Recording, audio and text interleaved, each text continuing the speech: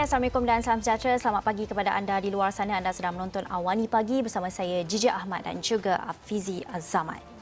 Dan hari ini 3 September kita ada 13 hari lagi menuju kepada Hari Malaysia. Dan Afizi jangan tersenyum sangat. Apa anda lakukan? Saya tahu anda pergi pulang ke Penang, Pulau Pinang pada hari sambutan Merdeka hari itu. Macam mana keadaannya? Ya, kalau saya lihat di Pulau Pinang sambutan kemerdekaannya, boleh dikatakan terdapat peningkatan kesedaran. Kalau saya rasalah selepas COVID-19 melanda dan orang melihat kepada negara-negara luar yang menghadapi jumlah kes COVID-19 dengan jumlah kematian yang begitu banyak sekali, membuatkan orang lebih menghargai berada di Malaysia itu sendiri. Dan saya dapat saksikan bukan sahaja di Pulau Pinang, di Kuala Lumpur sendiri, ramai yang mengibarkan jalur gemilang, memuat naik gambar mereka di laman media sosial, hashtag Momen Negaraku, Malaysia 2020, Merdeka 63 tahun. Dan itu bagi saya adalah COVID-19 ini, walaupun impak negatifnya begitu banyak sekali, tapi ada juga sisi-sisi positif yang boleh kita raikan bersama, kan, yang boleh kita rasai bahawa ini adalah masa kita rakyat Malaysia bersatu bersama-sama menjaga satu sama lain. Kita jaga kita. Ya, dalam masa yang sama kita perlu mengekalkan semangat itu kerana kita akan menuju ke sambutan Hari Malaysia pada 16 September ini, yang mana setiap tahun diadakan bagi memperingati penubuhan Persekutuan Malaysia pada tarikh sama, iaitu pada tahun 1963, dan menandakan penggabungan Tanah Melayu, Sabah, Sarawak dan Singapura pada masa itu. Kemudian Singapura keluar daripada Malaysia, dan apapun kita akan bawakan bagaimana perkembangannya pada 16 September nanti. Ya, okey. Baiklah, untuk itu Awani Pagi hari ini ada banyak perkara yang ingin kami maklumkan kepada anda, berita-berita dalam dan juga luar negara yang perlu anda ketahui sebelum anda mulakan hari anda. Yang mana hari ini WHO, Pertubuhan Kesihatan Sedunia, telah pun mengesahkan terdapat kajian terbaru yang menyatakan beberapa jenis steroid meningkatkan kelangsungan hidup bagi pesakit COVID-19 yang parah. Ini sekaligus menjadikannya ubat paling murah untuk mendapatkan rawatan. Dan analisis dan ujian klinikal yang diketuai Pertubuhan Kesihatan Sedunia WHO diterbitkan pada Rabu oleh Jurnal Persatuan Perubatan Amerika itu. Dan kalau kita lihat, kajian itu mendapati steroid yang digunakan mengurangkan risiko kematian pada bulan pertama sekitar 1/3 berbanding dengan menggunakan rawatan biasa yang kepada pesakit yang lebih parah. Dan WHO mengesyorkan sistematik kortikosteroid. Susah sikit nak sebut dia, Gigi. Kortikosteroid untuk rawatan pesakit dengan COVID-19 yang parah dan juga kritikal. Dan menurut Ketua Rawatan Klinikal Program Kecemasan Kesihatan WHO, Dr. Janet Diaz, menyatakan bukti menunjukkan rawatan itu dapat memberikan intervensi menyelamatkan nyawa. Dan katanya, kami mempunyai 2 cadangan mudah. Salah satunya ialah mencadangkan dengan tinggi penggunaan kortikosteroid pada pesakit yang parah. Dan yang keduanya adalah tidak menggunakan kortikosteroid pada pesakit COVID-19 yang mempunyai kesakitan ataupun gejala-gejala ringan yang tak parah lah dalam erti kata lain. Dan kata beliau lagi, sebanyak lebih daripada 7,000 pesakit yang dipilih secara rawak menggunakan kortikosteroid atau rawatan biasa, dan dalam sintesis itu membuktikan bahawa anggaran kesan bahawa mempunyai kurang 9 pesakit bagi setiap 100 pesakit kadar kematiannya. Dan jika anda terjemahkan ini, ia memerlukan merawat 14 pesakit untuk menyelamatkan 1 nyawa. Dan bagi saya ini adalah satu perkembangan yang menarik kerana sebelum ini kita banyak cuba menggunakan pakai hidrokloroquine, ubat-ubat yang lain, dan steroid ini telah pun berdekat-dekat lamanya kita guna dan lebih murah daripada rawatan-rawatan biasa. Dan ini menunjukkan bahawa sekiranya kita masih lagi jauh untuk mendapatkan vaksin COVID-19, tetapi rawatan ini dapat mengurangkan kadar kematian kerana kita tahu COVID-19 ini menjangkiti pesakit-pesakit ataupun individu-individu warga emas. Mereka ini lebih berisiko, warga emas dan juga yang mempunyai penyakit kronik dan juga kanak-kanak itu sendiri. Dan mereka yang mempunyai penyakit kronik dan juga warga emas, kadar kematian mereka adalah lebih tinggi daripada orang muda, belia dan juga kanak-kanak itu sendiri. Dan dengan rawatan ini, walaupun berada dalam keadaan parah, memerlukan pemakaian oksigen, berada dalam ICU, membolehkan pesakit itu dapat diselamatkan 9 daripada 100 Itu perkara yang sangat baik. Dan bercakap mengenai perkara itu, kita nak lihat angka jangkitan keseluruhannya seluruh dunia pada hari ini. Kalau kita tengok angka jangkitan baru positif COVID-19 terus meningkat lebih 260,000 kes dalam tempoh 24 jam dan menjadikan jumlah kumulatif global melepasi angka 25.84 juta kes. Satu angka yang sangat tinggi. Dan kalau kita tengok data terbaru daripada Johns Hopkins University menunjukkan Amerika Syarikat kekal sebagai negara paling teruk terjejas dengan 6.09 juta kes jangkitan. Lepas tu Brazil dengan 3.95 juta kes, manakala India pula rekod 3.76 juta kes. Dan jangkitan COVID-19 di Rusia pula melepasi angka 1 juta kes hari ini. Dan sementara itu, Peru, Afrika Selatan, Colombia, Mexico lepasi angka 0.5 juta kes. 6 negara lagi seperti Spanyol, Chile, Argentina, Iran, UK, Perancis, Arab Saudi dan juga Bangladesh lepasi angka 300,000. Manakala negara yang lepasi angka 200,000, Pakistan, Turki, Itali, Jerman, Iraq dan juga Filipina.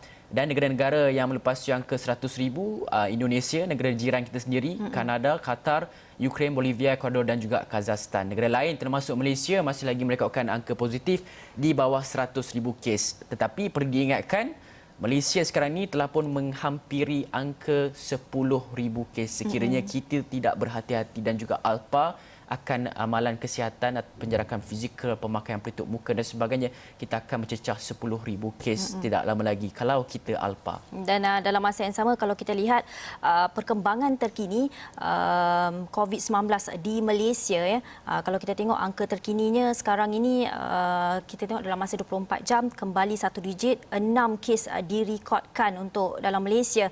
Dan menurut Ketua Pengarah Kesihatan Tan Sri Dr. Nor Hisham, daripada jumlah tersebut katanya 4 daripadanya merupakan kes import yang mendapat jangkitan di luar negara melibatkan semua bukan warga negara.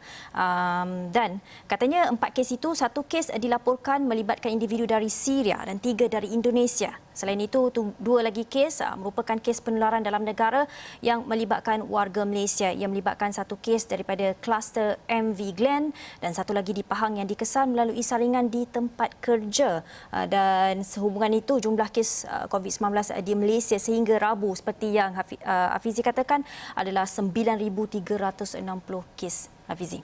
Ya, dan itulah yang kita bimbangkan, walaupun angka telah pun mencapai 1 digit kembali, tetapi ada beberapa hari kita mencatatkan 2 digit dan juga sejak daripada semalam 3 hari berturut-turut kita catatkan angka kematian, dan ini agak membimbangkan kita dan kita harapkan kadar kematian mungkin dengan dapatan kajian daripada WHO, show daripada WHO untuk menggunakan steroid, ubat yang lebih murah ini boleh kita gunakan secara lebih meluas untuk merawat pesakit COVID-19 di Malaysia ini, dan kita akan dapatkan perkembangannya daripada Kementerian Kesihatan Malaysia sendiri untuk melihat kepada perkara tersebut sama ada ia boleh digunakan ataupun tidak dan berapa banyak jumlah ataupun kuantiti steroid ubat ini yang ada di Malaysia yang boleh kita gunakan.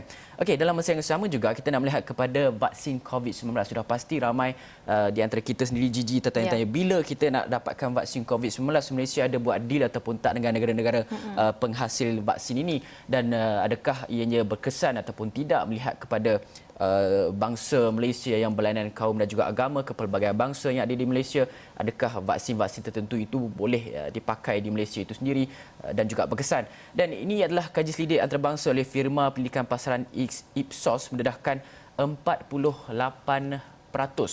daripada penduduk Malaysia yakin vaksin COVID-19 akan dapat diperoleh sebelum akhir tahun ini, dan 52% lagi tidak yakin dengan perkara berkenaan. Dan China pula paling optimis dengan penghasilan vaksin tahun ini iaitu 87%. Arab Saudi dan India pula masing-masing sebanyak 75% dan 74%. Bagaimanapun Jepun dan negara-negara barat mencatatkan peratusan tertinggi bagi rasa tidak yakin terhadap pemerolehan vaksin COVID-19 tahun ini. Dan mengenai kaji selidik terhadap sosioekonomi, 85% rakyat Malaysia berasa mereka akan mendapat vaksin COVID-19 apabila ia berada di pasaran. China berada di peratusan tertinggi iaitu 97%, Australia 88%, India 87%, Perancis 59% dan Rusia 54%. Dan bagi kaji selidik terhadap rakyat Malaysia yang menolak vaksin COVID-19, 48% daripada mereka memberikan alasan risau dengan kesan sampingan. Dan 33% responden tidak yakin vaksin itu berkesan, 36% merasa tiada risiko COVID-19, 8% tiada masa, 7% menentang vaksin secara amnya dan selebihnya sebab-sebab lain. Dan kaji selidik itu dikendalikan panel Ipsos dalam talian bermula 24 Julai hingga 7 Ogos 2020 dan melibatkan 19,519 responden berusia 16 hingga 74 tahun di 27 buah negara. Ya. Kita lihat dan dapatan ini kalau kita lihat adalah satu harapan yang positif yang perlu dikekalkan di kalangan kita. Dan kalau kita faham pandemik COVID-19 ini membuatkan banyak industri terkesan dan dalam masa yang sama ia melibatkan juga emosi, psikologi dan kerana banyak ramai orang yang perlu menstabilkan perniagaan atau menstabilkan pekerjaan itu ketika ini dan hanya harapan dan usaha saja yang tinggal dan dalam masa yang sama kita perlu meneruskan mematuhi SOP yang ada. Ya, betul tu. Dan bagi kita sebagai rakyat Malaysia juga berharapkan bahawa melalui hubungan diplomasi oleh pihak kerajaan bersama dengan negara-negara lain diharapkan dapat kita percepatkan proses pemulihan vaksin. Kalau kita lihat laporan-laporan luar negara, Gigi, contohnya hari ini Peru telah pun menerima 12,000 dos vaksin untuk dijalankan ujian klinikal terhadap rakyatnya. Semalam di Brazil telah pun mendapat beberapa 9,000 sukarelawan telah pun dipilih untuk menjalankan ujian klinikal fasa 3. Kesemua mereka ini telah pun dijalankan ujian klinikal dan vaksin dengan secara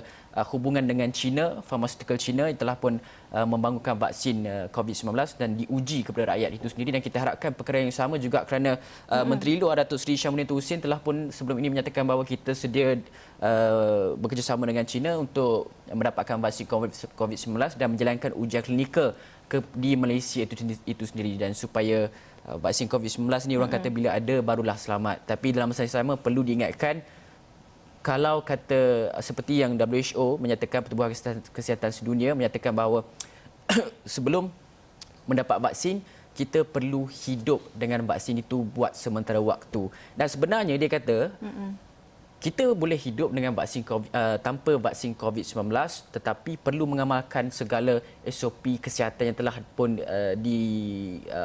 ataupun garis panduan telah pun diumumkan oleh Pertubuhan Kesihatan Sedunia dan juga kementerian-kementerian kesihatan negara-negara masing-masing. Kita boleh hidup tanpa vaksin sekalipun tapi amalan kesihatan tu perlu kita titik beratkan. Tapi sebenarnya sukar untuk melakukan perkara itu kerana ia melibatkan banyak negara. Betul. Dan kalau kita katakan kita hidup dengan COVID-19 ini sempadan akan dibuka dalam masa yang sama membenarkan pelancongan itu berlaku dan bagaimana pula dengan penjarakan fizikal itu perlu dilihat secara keseluruhannya dalam kita menimbangkan untuk hidup dengan COVID-19 tanpa vaksin. Ya, betul tu. Dan sebenarnya ia mengambil masa yang agak lama lah untuk sesuaikan diri dan WHO sendiri menyatakan bahawa kita nak ke negara-negara Eropah dan sebagainya dah nak menuju ke musim sejuk, kebarangkalian pada bulan Oktober dan juga November kes COVID-19 ini akan meningkat di negara-negara berkenaan dan kita telah pun mengambil langkah berjaga-jaga. KKM sendiri akan pantau sama daripada negara-negara luar mereka yang datang ke Malaysia daripada negara-negara luar terutama negara yang bersuhu lebih tinggi yang kita tahu kalau suhu lebih tinggi ini sesama lagi teruk lah kan dan sama juga dengan COVID-19 ini akan lebih mudah terjangkiti di sana. Dan itu yang kita mereka takutkan. Tapi kalau kita lihat muka hadapan New Straits Times juga memaparkan satu saya fikir satu langkah kewaspadaan juga perlu dikatakan besar-besar di situ no entry kepada mereka yang dari negeri yang aktif COVID-19 ini yang mempunyai kluster tidak dibenarkan untuk masuk Sabah. Ini antara paparan muka hadapan New Straits Times yang berkena dengan apa yang dikatakan oleh Fizi yang mana kita takut ia menular secara terus dan dalam masa yang sama ia bagi mengelakkan daripada virus ini terus tersebar. Itu antara kata Datuk Seri Mohamad Shafie Apdal, Chief Minister sementara Sabah sekarang. Ya, betul tu. Dan Sabah sekarang akan berdepan dengan politik, akan berdepan memasuki fasa politik. Tapi saya adalah bertanya-tanya kawan-kawan saya sama ada mereka akan pulang mengundi ataupun tak dan saya dapati kawan-kawan saya daripada Sabah menyatakan bahawa mereka kebarangkalian tidak pulang. Sebab apa? Sebab apa yang terjadi politik di Sabah itu adalah disebabkan oleh pemimpin-pemimpin politik itu dan mereka beranggapan bahawa ianya adalah satu perkara yang buang masa. Kerana apa? Kerana kita tahu ini secara amnya malah diperkatakan oleh pakar-pakar politik tanah air negara yang melihat kepada politik di Sabah itu kebanyakannya suka melompat parti. Pemimpin di Sabah suka melompat parti. Jadi apabila rakyat terpaksa pulang ke negeri Sabah itu untuk mengundi,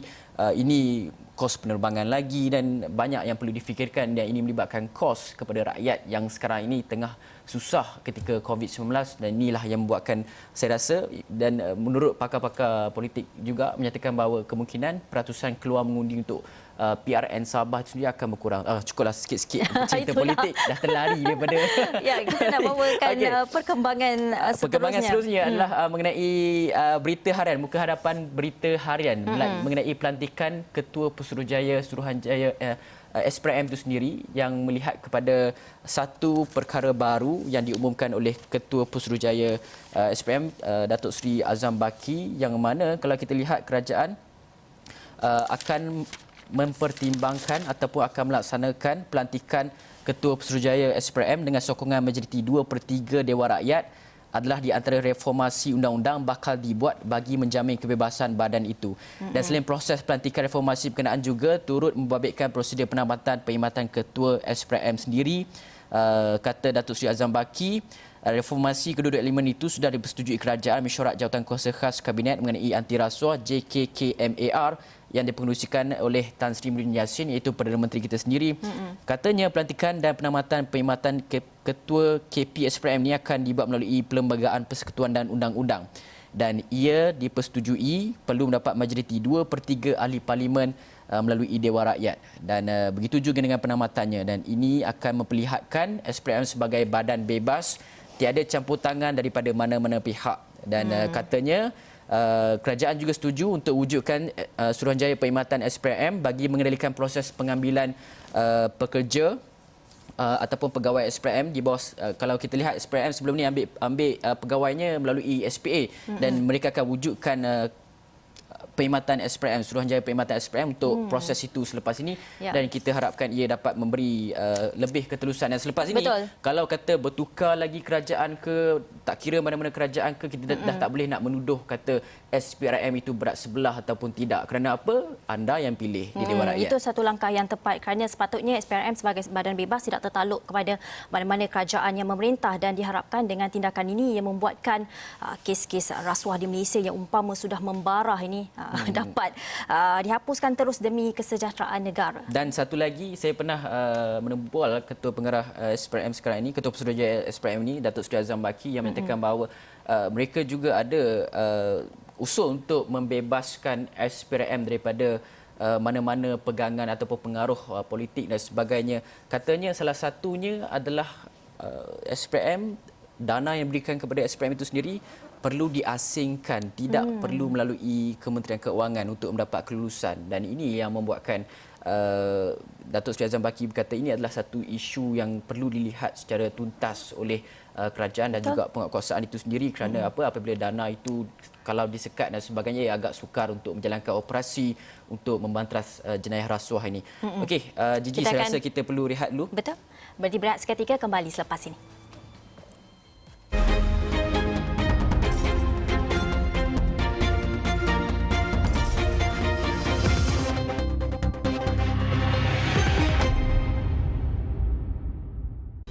Anda masih menonton Awani Pagi. Terima kasih kekal bersama dengan kami dan membincangkan mengenai perkembangan dalam dan juga luar negara. Dan perlu anda tahu sebelum anda memulakan hari anda hari ini, dan kita nak melihat kepada impak COVID-19 itu, yang mana kalau kita lihat laporan di extraawani.com yang menyatakan bahawa kelemahan harga minyak mentah dunia susulan penularan pandemik COVID-19 tidak hanya akan menjejaskan syarikat minyak utama, sebaliknya kesan negatif rantaian turut dirasai syarikat perkhidmatan di bawah sektor minyak dan gas. Menurut penalisis RHB Research Institute, Sean Lim, syarikat perkhidmatan berkaitan minyak dan gas amat bergantung kepada pembelanjaan operasi OPEX syarikat minyak utama. Dan Petronas telah memberi bayangan bahawa tahun ini akan menjadi tahun yang sangat-sangat mencabar. Kami sudah jangkakan prestasi keuangan suku kedua akan lebih lemah disebabkan harga minyak rendah. Dan kesan ini turut dirasai sektor perkhidmatan minyak dan gas bergantung kepada pembelanjaan modal capex dan juga pembelanjaan operasi OPEX syarikat minyak utama. Dan katanya kami jangkakan keadaan ini akan berlarutan sehingga suku kedua tahun depan. Katanya corak pelaburan dalam sektor minyak dan gas juga dijangka menurun, memandangkan syarikat mengambil sikap tunggu dan lihat serta berbelanja lebih berhemah. Dan kita sudah saksikan penurunan pelaburan sejak bulan Mac kerana semua syarikat menilai semula pelaburan mereka, dan di seluruh dunia syarikat minyak dan gas memotong 20 hingga 30% bajet mereka. Dan itu sangat tinggi juga. Itu sangat tinggi dan ini sebelum Petronas akan membentangkan laporan mengenai keadaan syarikat itu sendiri, yang mana kita tahu Petronas sangat membantu banyak negara kita ini menerusi dana-dana melalui bajet yang akan dibentangkan pada November 21 nanti. Petronas banyak mengeluarkan dananya dan kita tahu syarikat Petronas ini sangat berkait rapat dengan dana kerajaan dan ini akan sekaligus agak menyukarkan urusan pentadbiran negara, dan kita harapkan sebagai seorang rakyat kita perlu melihat kepada sekurang-kurangnya brace the impact, orang kata kan. Bersedia dengan impact. Dalam hal ini kalau kita lihat kes ini pasti melihatkan penemuan vaksin COVID-19 akan menjadi penentu utama untuk menyelesaikan masalah ini, dan ia mungkin mengambil masa sehingga 2021 Hafizi, kalau kita bercerita pasal vaksin tadi. Dan pastinya kalau kita melihat sekali lockdown, perintah berkurung di seluruh dunia juga menyumbang kepada perkara ini, iaitu rantaian sektor minyak gas yang terjejas, yang mana kalau work from home tu tidak guna kereta, kalau perniagaan itu tidak boleh beroperasi, tidak akan dapat menggunakan pengangkutan mereka juga. Dan saya pasti syarikat-syarikat terkemuka dan juga banyak lagi syarikat akan melihat kepada kereta-kereta elektrik, dan selepas ini tidak banyak lagi menggunakan minyak petrol itu sendiri. Kereta elektrik sedang membangun sekarang ini kan, dan saya melihat ada satu laporan yang menyatakan bahawa menjelang tahun 2030 mereka mahukan kereta elektrik berada di jalan raya sebanyak lebih daripada 60%, dan ini memungkinkan bahawa penggunaan minyak mentah, minyak petrol itu akan semakin berkurangan dan memberikan kesan yang sangat besar kepada syarikat-syarikat minyak dunia dan khusus kita di Malaysia iaitu Petronas. Okey, tapi kita tak tahu pula harga kereta elektrik tu berapa, mampu ke tak? Selalunya awal-awal dia introduce tinggi lah, lepas tu lama-lama bila dah ramai permintaan pun dah semakin ni, dia baru dia akan balik. Okey, baiklah. Kita nak beralih sedikit kepada laporan politik, dan ini antara laporan terbaru yang mengatakan UMNO sudah bersiap sedia untuk menghadapi pilihan raya umum ke-15 apabila pembahagian kerusi parti itu sudah hampir selesai, dan dalam masa yang sama parti berkenaan juga menjangka proses pembahagian kerusi bersama dengan komponen BN, Kerjasama Muafakat Nasional bersama PAS dan Parti Pribumi Bersatu Malaysia atau Bersatu dapat dimuktamadkan pada penghujung bulan ini. Dan itu kata timbalan Presiden UMNO Datuk Seri Mohamad Hassan, yang berkata perbincangan tersebut penting bagi mengelakkan pertandingan 3 penjuru menjelang PRU 15 nanti. Dan UMNO sudah hampir selesai, tapi kita belum putuskan dengan BN dan dengan PAS, masih belum lagi berunding, dan katanya masih ada masa lagi untuk berbuat demikian. Tambahnya, saya tidak nampak ada masalah dalam BN dan juga pembahagian kerusi dengan PAS, tetapi ia juga kompleks dalam pembahagian kerusi dengan Bersatu. Itu antara yang dikatakan oleh timbalan Presiden UMNO Datuk Seri Mohamad Hassan mengenai pembahagian kerusi pada PRU 15 nanti.